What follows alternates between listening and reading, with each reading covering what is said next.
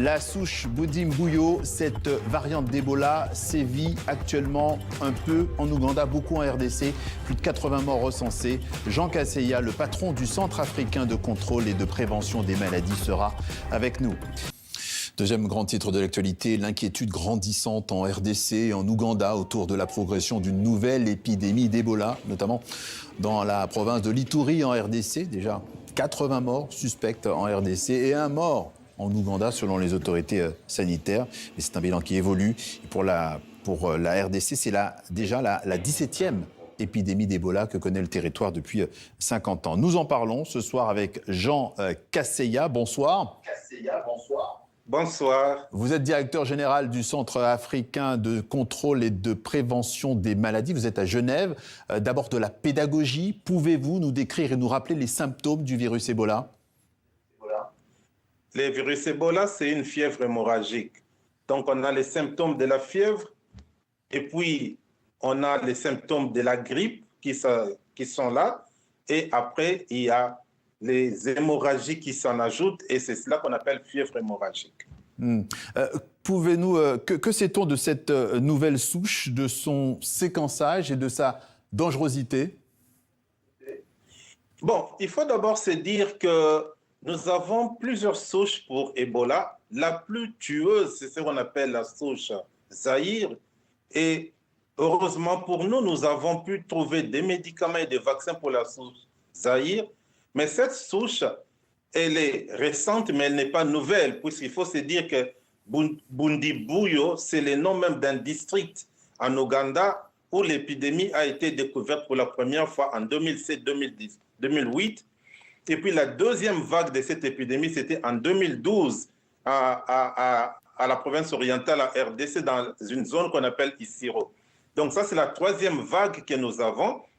Mais quand on regarde en termes de létalité, on voit qu'on a déjà sur près de 336 cas qu'on dit reportés, qu'on est en train d'investiguer. Il y a déjà 87 décès et ça c'est énorme et c'est une létalité élevée qu'on ne pouvait pas supposer pour Bundi-Bouyo. Oui, d'autant plus, Jean Kaseya, qu'il n'y a pas de vaccin pour contrer cette souche.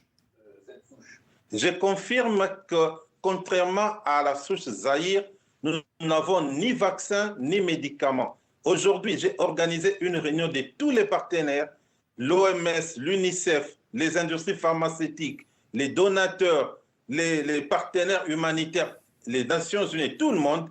Et nous avons pu avoir des résultats par rapport au progrès. Nous avons quelques candidats vaccins, on a quelques candidats médicaments qui vont nécessiter quelques études. Et je suis en contact avec le ministre de la Santé de la RDC, le ministre de la Santé de l'Ouganda, leurs équipes.